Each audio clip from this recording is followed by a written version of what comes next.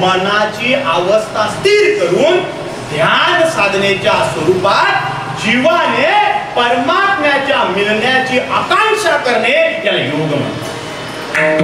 योग म्हणजे मनाची अवस्था स्थिर करून ध्यान साधनेच्या स्वरूपात जीवाने परमात्म्याच्या मिळण्याची आकांक्षा करणे याला योग म्हणतात. कायमस्वरूपी परमात्म्याचं चिंतन. मग योगी असतात कसे? योगी असतात तपस्वी, योगी असतात समाधी अवस्थेमध्ये आणि योगी असतात संन्यास अवस्थेमध्ये. मग तप म्हणजे काय? नाथ भागवतामध्ये 25 नंबरचा अध्याय आणि 57 नंबरची ओळी तप सांगितलं. तप जागृती स्वप्न सुषुप्ती आत भगवत प्राप्ती लागी चित्त झुरणी माझी पडे नृत्य तप निश्चित या नाव. नाथ बाबा म्हणतात जागृती स्वप्न सुषुप्ती तीनही बुद्धीचे तत्व आहेत. लक्षात घ्या. चिंतनाचे जसं जसं आपण पुढे जाऊ त्याप्रमाणे जागृती स्वप्न आणि सुषुप्ती आत भगवत प्राप्ती लागी चित्त झुरणी माझी पडे नित्य तप निश्चित या नाव. नाथ बाबाने सांगितलं. मग योगी कसा असतो? तपस्वी असतो. योगी कसा असतो? समाधी अवस्थेमध्ये असतो. मग समाधीची व्याख्या सांगितली नाथ बाबाने 9व्या अध्यायामध्ये. नाथ बाबा 9व्या अध्यायामध्ये ओवी नंबर 68 मध्ये नाथ बाबांनी समाधीची व्याख्या सांगितली. पाहुने निजसुख प्राप्ती, पाहुने निजसुख प्राप्ती, पाहुने निजसुख प्राप्ती मन आदी इंद्रिय अपरमती अनुभरी पुरे न वृत्ती समाधी समाधी निश्चित या नाव. बघा लक्षात घ्या. कायम स्वरूपी समाधी अवस्थेमध्ये असतात. म्हणजे योगी कसे असतात? योगी तपस्वी असतात, योगी समाधी अवस्थेमध्ये असतात आणि योगी संन्यासी अवस्थेमध्ये असतात. मग संन्यास म्हणजे काय? ज्ञानेश्वरीचा 5वा अध्याय ओवी नंबर 20 मी व माझे ऐसी आठवण विसरले दयाचे अंतकरण पार्था तोची संन्यासी जात निरंतर. मग योगी कसे असतात? योगी समाधी अवस्थेमध्ये असतात, योगी तपस्वी असतात आणि योगी संन्यास अवस्थेमध्ये असतात. मग असे योगी असतात. ही योग ही अवस्था आहे आणि जे योगी अवस्थेमध्ये असतात त्या योग्यांच्या अवस्थेमध्ये कुठल्याही प्रकारचा द्वैत भाव नसतो. हा द्वैत भाव आला आणि द्वैत भाव आला आमच्या माऊलींच्या. का आला? साधारणतः आपण 15 मिनिटं आपण कथा ऐकणार. कथा विठ्ठल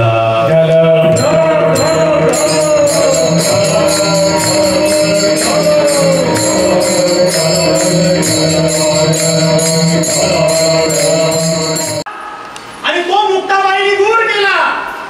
विठ्ठलपंत आपेगाव निवासी, आपेगावला राहणारे विठ्ठलपंत दशग्रंथी पंडित तीर्थाच्या ठिकाणी भ्रमणा करण्याकरता निघाले. तीर्थाचं दर्शन घेण्याकरता निघाले. आळंदीला आले.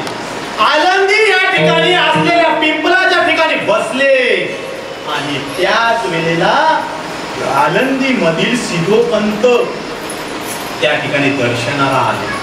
कोणीतरी विद्वान दिसतोय म्हणून त्या विठ्ठलपंतांना सांगितलं माझ्या घरी चला. त्यांना घरी घेऊन गेले आणि आपली उपवर झालेली मुलगी बरोबर विवाह करा असा आग्रह विठ्ठलपंतांनी सांगितलं. माझे घरच्या मंडळींचा मी परवानगी नाही घेतलेली. मी घरच्या मंडळींची परवानगी न घेता विवाह कसा करू? विठ्ठलपंतांनी आग्रहच केला आणि सिद्धोपंतांनी आग्रह केला आणि सिद्धोपंतांच्या आग्रहाखातर विठ्ठलपंतांनी सिद्धोपंतांच्या मुलीबरोबर विवाह केल्यानंतर विठ्ठलपंतांनी सांगितलं मला तीर्थाटन करायचं आहे. तीर्थाटन करून आले. आळंदीला राहू लागले आणि आळंदीला राहत असताना आपल्या पत्नीला आपल्या सासूरवाडीच्या मंडळींना घेऊन आपेगावला गेले. आपेगाव या ठिकाणी मनामध्ये भाव आला, मला संन्यास घ्यायचा, मनामध्ये भाव आला मला संन्यास घ्यायचा आहे, परंतु संन्यास घ्यायचा असेल आणि विवाह झालेला असेल, जोपर्यंत पत्नी परवानगी देत नाही तोपर्यंत संन्यास नाही घेता येत.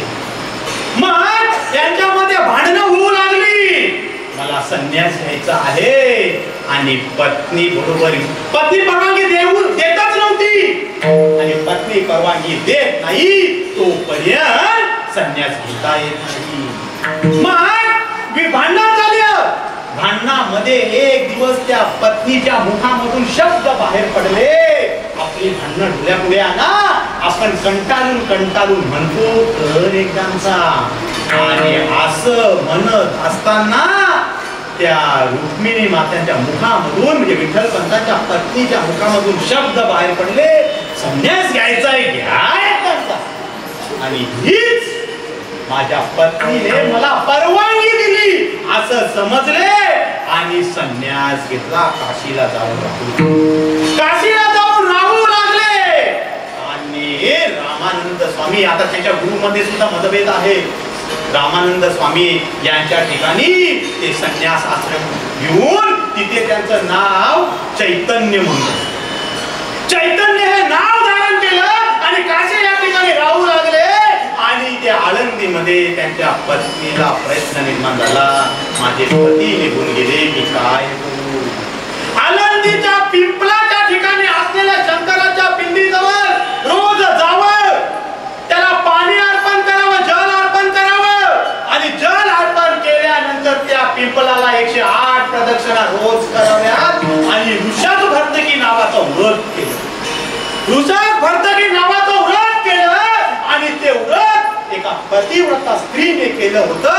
पतीच्या मता अनुसरून या पतिव्रता, तुका म्हणे पतिव्रता तिची देवावरी सत्ता, याप्रमाणे तिची ती साधना बघून परमात्मा त्या गुरुच्या स्वप्नामध्ये गेले आणि सांगितलं, तुमच्याकडे जे संन्यास म्हणून राहतात त्यांचा विवाह झालेला आहे आणि त्यांची पत्नी वाढतात. रामानंद स्वामींनी त्यांच्या शिष्यांना सांगितलं, मी महाराष्ट्रामध्ये त्र्यंबकेश्वरीला दर्शनाला जातो असं सांगितलं आणि आळंदी, त्र्यंबकेश्वरीचं दर्शन घेतलं, आळंदीला आले आणि पिंपलाच्या पारावर बसले.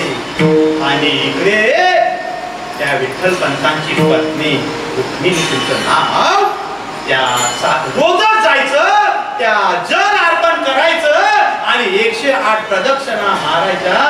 त्या प्रदक्षिणा करत असताना कोणीतरी विद्वान इथे बसलेले आहे, त्या विद्वानांचं दर्शन घेतलं आणि दर्शन घेतल्यावर रामानंद स्वामींच्या मुखामधून शब्द बाहेर पडले, पुत्रवती पुत्रवती भव.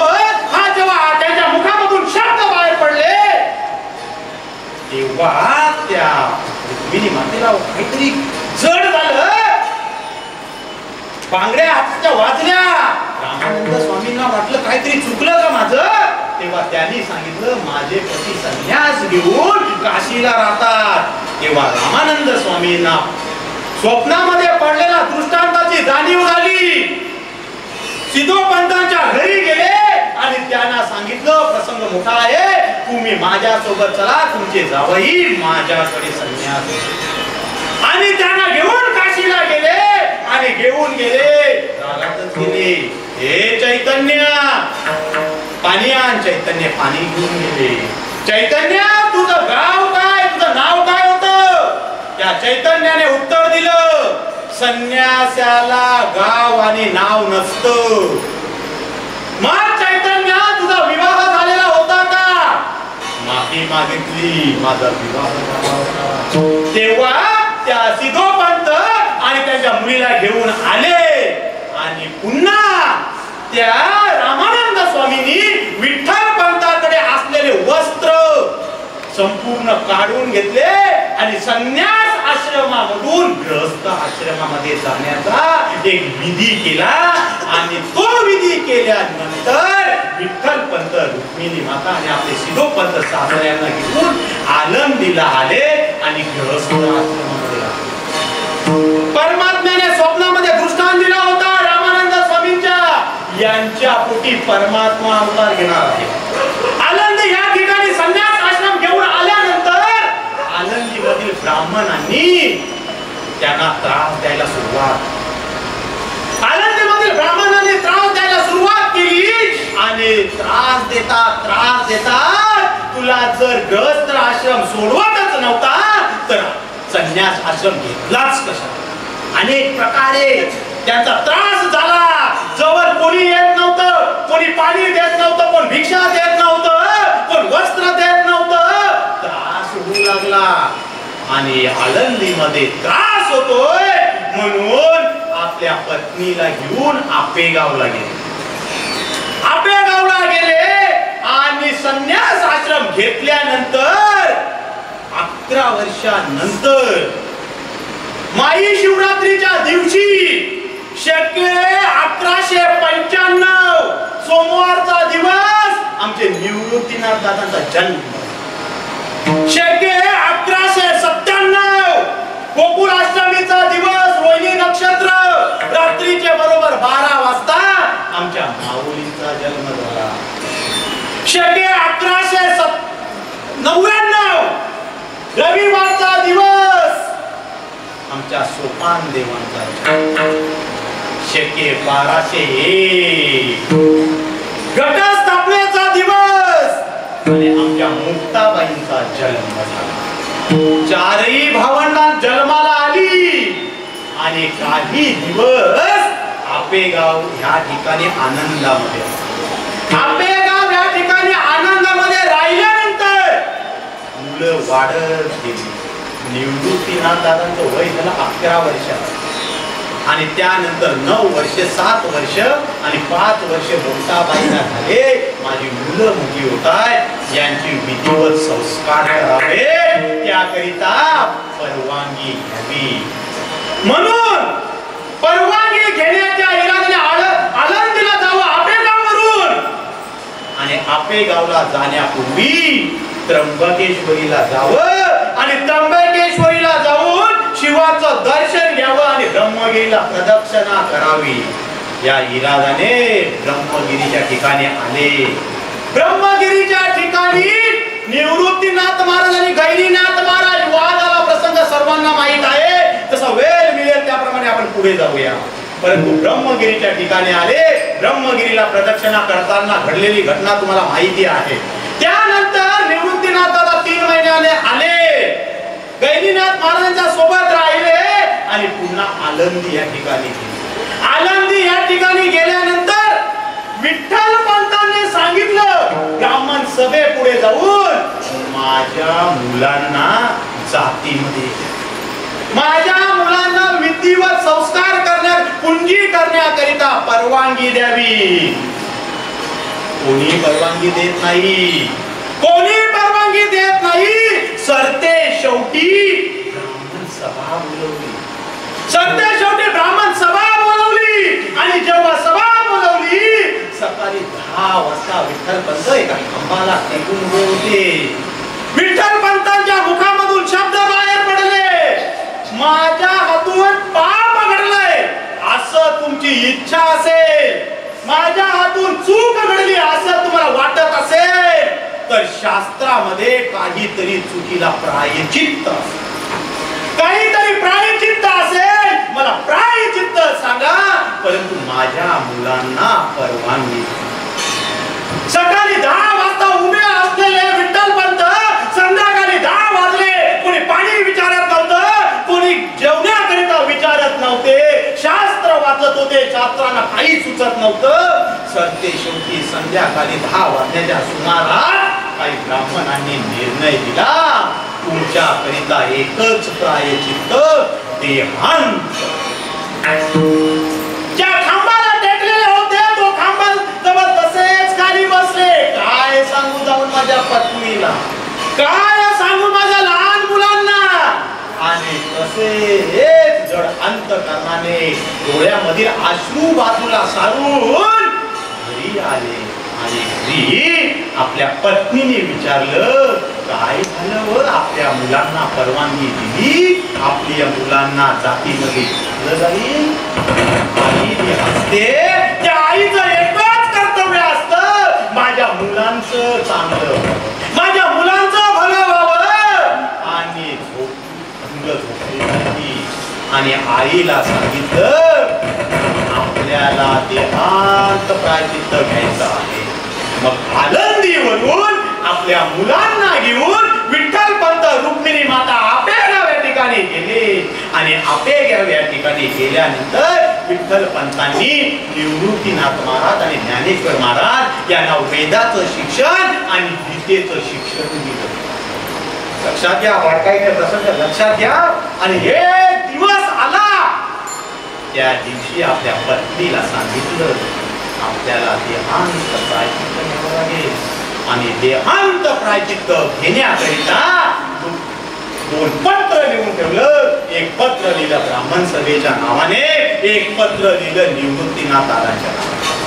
आणि झोपलेल्या अवस्थेमध्ये मुक्ताबाई झोपलेल्या आहेत.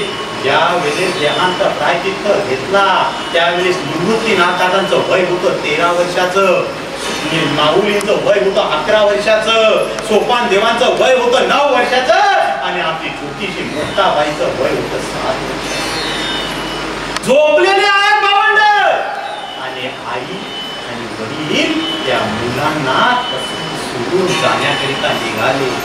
त्या आईने पायातील जोडवे हातामध्ये घेतले का त्या जोडव्यांचा जर आवाज आला आणि माझी मुक्ता जर उठली तर मुक्ता म्हणेल आई तू कुठे चाललीस, मी काय उत्तर देऊ. पुढे गेली आणि माझ्या लेकरांना माझ्या डोळ्यामध्ये एकदा तरी भरून पाहू द्या. परत गेली, माझ्या लेकरांना डोळे भरून बघितलं आणि विठ्ठलाला नमन केलं. हे विठ्ठला, हे विठ्ठला, आयुष्यभर तुझी भक्ती केली रे विठ्ठला, तुझ्याकडे काही मागितलं नाही. मी देहांत प्रायचित्त घेण्याकरिता जात आहे. माझ्या मुलांचं रक्षण कर, माझ्या मुलांचं रक्षण कर. आणि असे विठ्ठलाला विनंती केली. आई आणि विठ्ठल पंत त्रिवेणी संगम या ठिकाणी जाऊन देहांत प्रायचित्त घेतल्यानंतर सकाळी सूर्योदय झाला. रोज सकाळी आई उठते आणि मुक्ताबाईला उठवते. अगे मुक्ते उठ, हे मुक्ते उठ. रोज सकाळी आई उठवते, चूल पेटवते, आंघोळी करता पाणी गरम करते. आज सूर्योदय झाला, माझ्या आईने मला आवाज नाही दिला. हे आई, मुक्ताबाई उठल्या. हे आई, हे आई तू कुठे आहेस, मला आवाज का नाही दे. मुक्ताबाई उठल्या, आपल्या झोपडीच्या चारही दिशेने पाहते. आई दिसत नाही, बाबा दिसत नाही. आणि पुन्हा गुरुदादांना उठवलं, निवृत्तीनाथांना उठवलं. हे गुरुदादा, हे ज्ञानदादा, हे सोपान काका उठ ना, आपल्या आई बाबा दिसत नाहीत रे. निवृत्तीनाथ काका उठले, सोपान काका उठले, माऊली उठले आणि आपल्या आई बाबांना बघतात दिसत नाही. गावातील प्रत्येक ठिकाणी गेले, जे भेटतील त्यांना विचारत होते आमची आई बघितली का हो, आमचे बाबा बघितले का हो. कोणीही सांगत नव्हतं, कारण त्यांना कोणी दिसलेलेच नव्हतं. सूर्य डोक्यावर आला आणि जेव्हा सूर्य डोक्यावर आला तेव्हा घरी आले भावंड. जेव्हा घरी आले भावंड तेव्हा विठ्ठला जवळ गेले. विठ्ठला, आमच्या आई बाबा कुठे गेले रे. तेव्हा 2 पत्र दिसली. एक पत्र होतं ब्राह्मण सभेच्या नावाने आणि एक पत्र होतं निवृत्तीनाथ दादांच्या नावाने. आणि निवृत्तीनाथ दादांच्या नावाने पत्र होतं. निवृत्तीनाथ दादाने पत्रे वाचत होते. आमची छोटीशी मुक्ता निवृत्तीनाथ दादा जवळ गेली. हे गुरुदादा सांगणारे त्या पत्रामध्ये काय आहे. हे गुरुदादा कुठे गेले रे आई बाबा. आणि निवृत्तीनाथ दादाने आपल्या भावंडांना आपल्या कुशीमध्ये घेतले आणि म्हणू लागले, मुक्ते, हे ज्ञाना, आपले आई बाबा आपल्याला सोडून. मुक्ताबाई रडायला लागल्या, ज्ञानेश्वर महाराज रडू लागले, सोपान देव रडतात त्यांना सावरतात आपले निवृत्तीनाथ दादा. प्रसंग मोठा आहे, आपल्याला पुढे जावं लागेल. कारण पत्र घेऊन आळंदीला गेले. आळंदीच्या ब्राह्मण सभेने सांगितलं आम्ही निकाल दिला, परंतु पुन्हा त्या निकालावर निकाल देणं आमच्या हातात नाही. तुम्हाला पैठणला जावं लागेल. पैठणची सभा मोठी आहे. ते पत्र घेऊन पैठणला गेले आणि पैठणला गेल्यानंतर बघा प्रसंग ढोल्या पुढे आणा. पैठणला गेल्यानंतर पैठणच्या ब्राह्मण सभेने सांगितलं सुरुवातीला आम्हाला शुद्धीपत्र देता येणार नाही. प्रसंग रेड्यामुखी वेद बदवला. पुढे आपण बघणार आहोत हा प्रसंग. रेड्यामुखी वेद बदवला. त्यानंतर चारही भावंडांचा जय जयकार झाला. त्यानंतर कृष्णाजी पंत देवपुले यांच्या घरी पितृ जेवायला बोलवले. त्यानंतर पुढे गेले. पुढे ज्ञानेश्वरीचं निकाल. ज्ञानेश्वरीचा निकाल झाल्यानंतर जरा ब्राह्मणी या गावामध्ये गेले.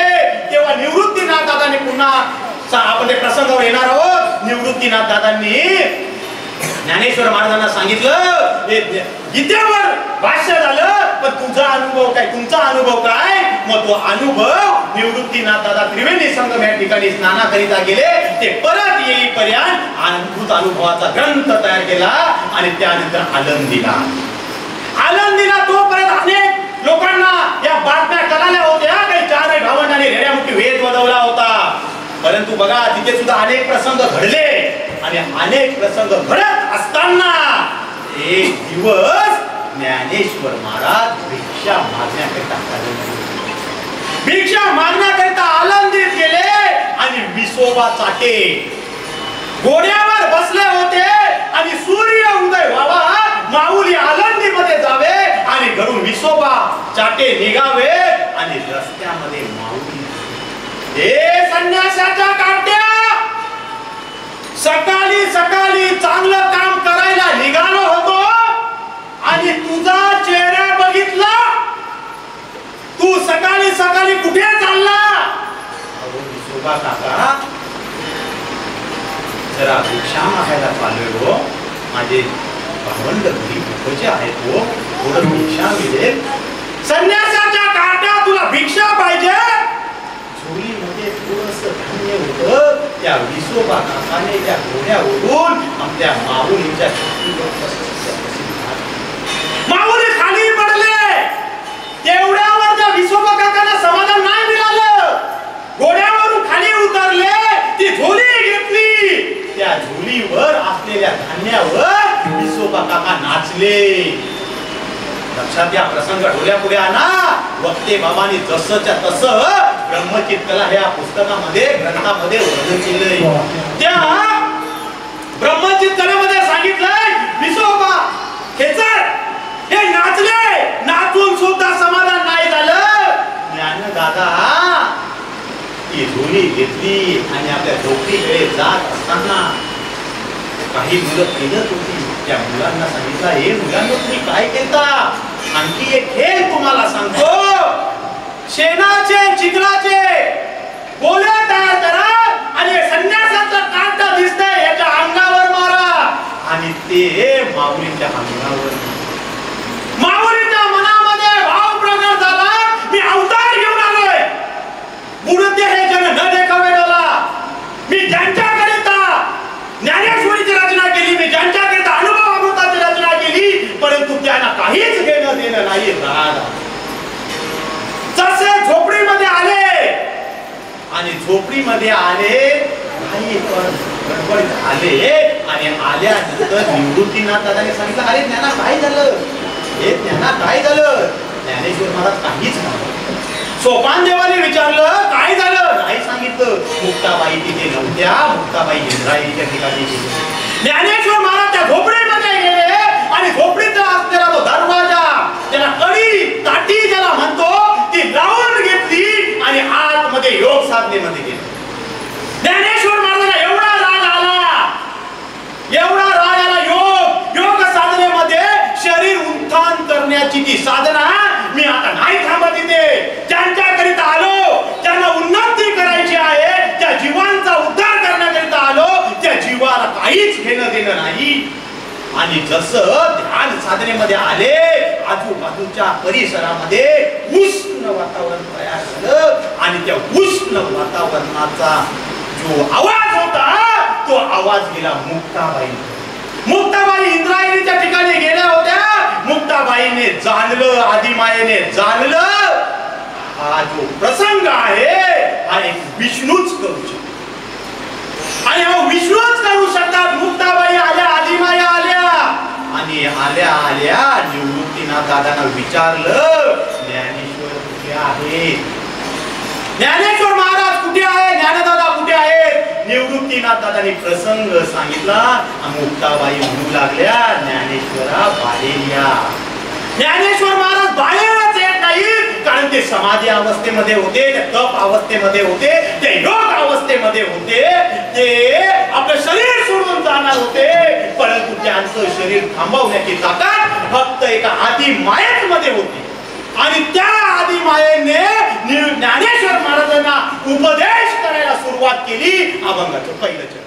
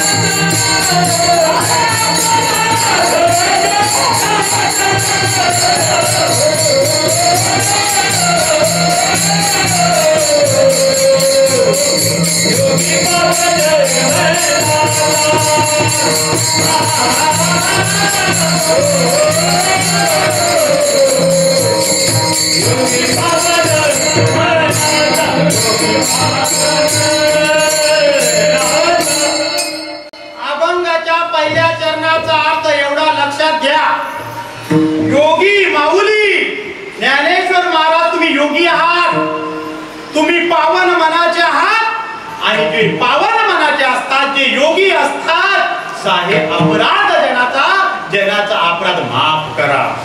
तुम्हाला त्रास दिलेला आहे त्यांचा अपराध माफ करा.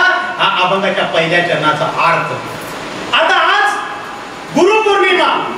मग गुरु बघा लक्षात घ्या, साधक साधना करत असताना 4 प्रकारच्या कृपा होतात. 4 प्रकारच्या कृपा होतात. पहिली कृपा अंतरात्म्याची कृपा, दुसरी कृपा शास्त्र कृपा, तिसरी कृपा ईश्वर कृपा आणि चौथी कृपा गुरु कृपा, ज्याला शास्त्र आणि संत कृपा. लक्षात ठेवा, 4 प्रकारच्या कृपा: अंतरात्म्याची कृपा, शास्त्र कृपा, ईश्वर कृपा आणि गुरु कृपा. मग अंतरात्म्याची कृपा बघा, जगद्गुरु तुकाराम महाराजांचा एक अभंग आहे, भक्ती तो कठीण शुलावरी न बोली. 5 चरणांचा अभंग. त्या अभंगाच्या शेवटच्या चरणामध्ये जगद्गुरु तुकाराम महाराज म्हणतात, तुका म्हणे मना पाहिजे अंकुश, नित्य नवा दिस जागृतीचा. म्हणजे लक्षात घ्या, आता सर्व अभंग बोलण्यापेक्षा एक एक चरणावर आपण विश्लेषण करूया. म्हणजे योगी विठ्ठल